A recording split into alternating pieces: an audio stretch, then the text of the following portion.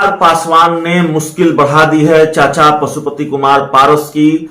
चिराग पासवान ने पशुपति कुमार पारस के गुट को अपनी ताकत दिखाई है और कल जिस तरीके से राष्ट्रीय कार्यकारिणी की बैठक में राष्ट्रीय कार्यकारिणी के ज्यादातर सदस्य मौजूद रहे, चिराग पासवान का भी यह दावा है, उससे पशुपति कुमार पारस गुट की बेचैनी बढ़ी हुई है। और सबसे बड़ी बात कि चिराग पासवान ने ऐलान किया कि 5 जुलाई यानी रामविलास पासवान की जयंती के दिन से वो बिहार के हाजीपुर से अब एक यात्रा शुरू करेंगे, आशीर्वाद यात्रा।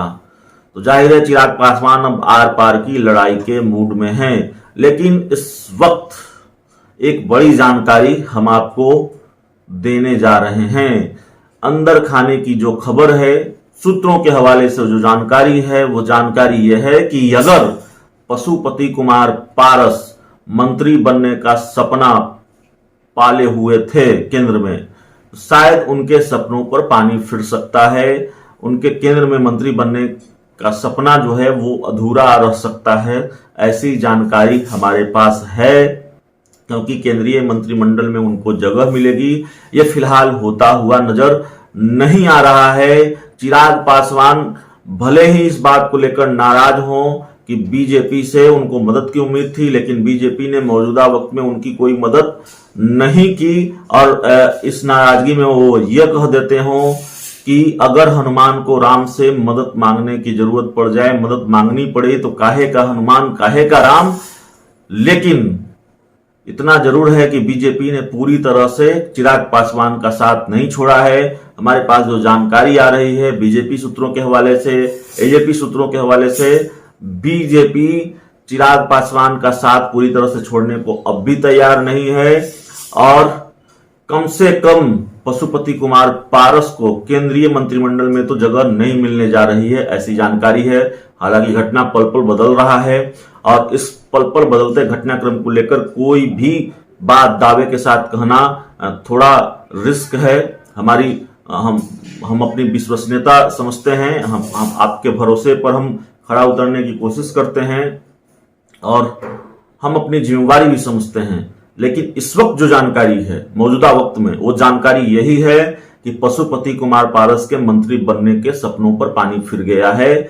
मंत्री नहीं बनने जा रहे हैं पशुपति कुमार पारस। जिस तरह से चिराग पासवान एक्टिव हुए, आक्रामक हुए और पशुपति कुमार पारस की मुश्किलें भी बढ़ती दिखाई दे रही हैं। पार्टी के संविधान का हवाला देकर जिस तरह से चुनाव आयोग चले गए हैं चिराग पासवान, और जिस तरह से लोकसभा अध्यक्ष ओम बिरला के पास चले गए हैं, ओम बिरला का क्या फैसला आता है यह देखना होगा। चुनाव आयोग से बहुत उम्मीद है चिराग पासवान को और चुनाव आयोग से झटका लग सकता है पशुपति कुमार पारस को। हालांकि ये फैसला चुनाव आयोग को करना है, हमको नहीं करना है।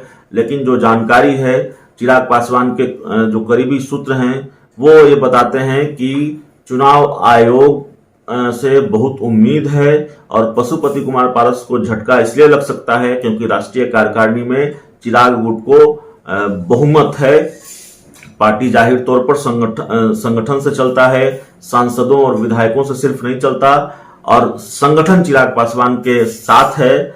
इसलिए इस आधार पर भी चिराग का गुट या चिराग पासवान चुनाव आयोग से बहुत उम्मीद पाले हुए हैं और अगर वहां से फैसला पक्ष में नहीं आया तो कोर्ट का दरवाजा भी खुला है। चिराग पासवान पहले ही इसके संकेत दे चुके हैं।